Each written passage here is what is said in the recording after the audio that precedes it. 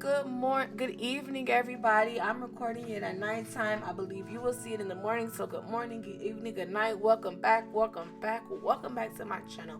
This is my second time recording this. The first time I recorded, I didn't use my microphone, and I'm like, why do I sound like I'm underwater?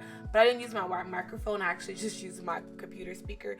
So I am back, and we're gonna talk about second time going. We're gonna talk about this R. Kelly trial and what happened today on Monday. So we had two accusers today. The first one was Addie, and the second one was John Doe Lewis. We're gonna start with John Doe Lewis because I think this is one of the ones that people are a little more shocked about. So this John Doe Lewis, he says that he met R. Kelly when he was a 17-year-old high school student. The witness, so he's going by John Doe Lewis, but that is a pseudonym. That is not his real name. This John Doe details his experience with R. Kelly. He said he met R. Kelly when he was a teenager. And he said that R. Kelly lured him to his Chicago area home with false offers to help him with his music career, right? R. Kelly asked the teenager what was he willing to do for music, and so the young teenage boy, Mr. John Doe Lewis, gave a pretty expected answer. I'll carry your bags. I'll do anything you need. I'll be willing to do it. I'll carry your bags, right? And so that's the kind of thing that you would expect, right? Like, I'll be your lackey if you just give me the opportunity, which is what I think that most musicians expect when they want to be a singer. They expect to be somebody's lackey, right? But R. Kelly replied, nope, that's not it. He then asked this young John Doe Lewis, has he ever fantasized about sleeping with a man?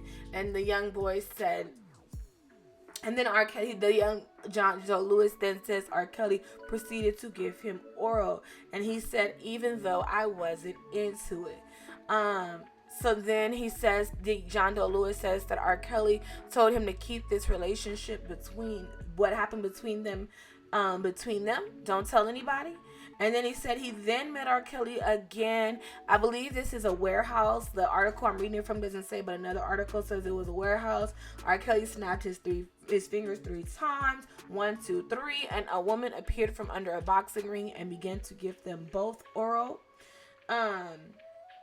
John Doe Lewis says he kept seeing R. Kelly after this because he wanted to make it in the music industry. So that's what he says. Which is very interesting. Okay, so he says as our relation got stronger, John Doe Lewis says that he became more like R. Kelly's brother. And then in their final meeting, John Doe Lewis says that R. Kelly had him write a letter that falsely claimed the young man was being paid to say he was having a romantic relationship, S-word relationship with R. Kelly. And Kelly had been, and so this is like another collateral letter similar to what the other women said. Now, this is what's even more interesting. This John Doe Lewis in February 2021 was indicted for trying to convince another alleged R. Kelly victim to not testify.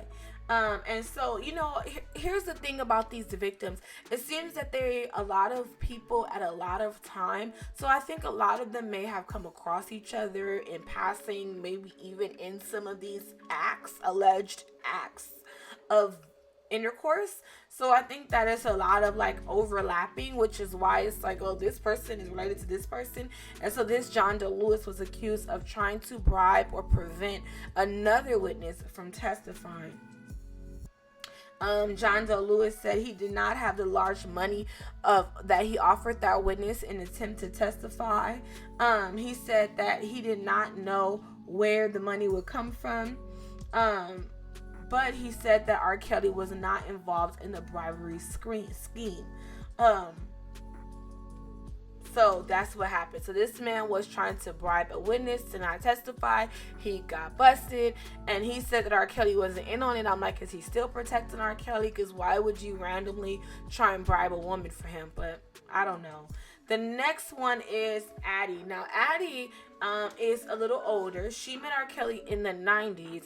And Addie has a lot of like similar, met R. Kelly around the same time R. Kelly married Aaliyah. Actually, Addie says it was just days after he married Aaliyah. And so, Addie says that so first let's start to preface this.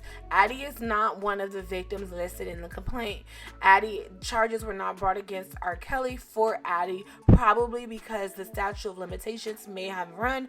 I'm not 100% sure, but Addie is not one of those victims in the complaint. Addie is just like a supplemental witness to make the prosecution's case stronger. So let's say that. This Addie's alleged encounter happened in the mid-90s. Like I said, allegedly days after he married Aaliyah, allegedly. So Addie said she was at the Budweiser Superfest concert in Miami with a friend in order to watch Aaliyah perform. So she was an Aaliyah fan, right? Wasn't everybody in the 90s? I was a kid, so I don't know. So Addie is her first name. She didn't give her last name, and so she said Aaliyah was one of the artists that performed. She said she was not an R. Kelly fan. But when R. Kelly finished performing, he told the audience that any women over the age of 18 wanted an autograph could come backstage. So, and then she says that some security guards approached her and her friend and said, "Hey, do you want to come back and get an autograph for R. Kelly?" And she went. So Addie then says, when she did go backstage, she met R. Kelly. Addie told R. Kelly that she was an aspiring singer. R. Kelly said, "Hey, audition for me." Addie said, "Hey, I'm only 17," and R. Kelly didn't care. This is the same thing that all the same women say. It's pretty redundant, the story, and people say like, oh, they just made it the same story. No, when people have very similar or almost the same story, it kind of makes their case stronger because it shows a pattern. It shows that this isn't just a one-time thing that maybe the jury will overlook. This is a common scheme or plan, right? This is a pattern. So Addie then goes on to say that R. Kelly wanted to, quote, he wanted to play a game on who could be the best kisser. And then Addie says, quote, he started kissing my best friend and then he started kissing on me. Addie tried to pull away. She then said, quote, he started getting a little more aggressive. That's when he started holding my wrist and unzipping my pants, pulling them down, and started having the sex with me. Addie said that R. Kelly R-worded her without a condom. When he finished, the two teenagers ran out of the dressing room. She told her friend she wanted to go to the police, but decided against it, fearing that she would be blacklisted from the entertainment industry, right? So then this is what R. Kelly's defense attorney asked her. Someone R-words you and you kept the concert program as memorabilia. And Addie then says she wanted to come forward now because she wasn't, quote, a little girl.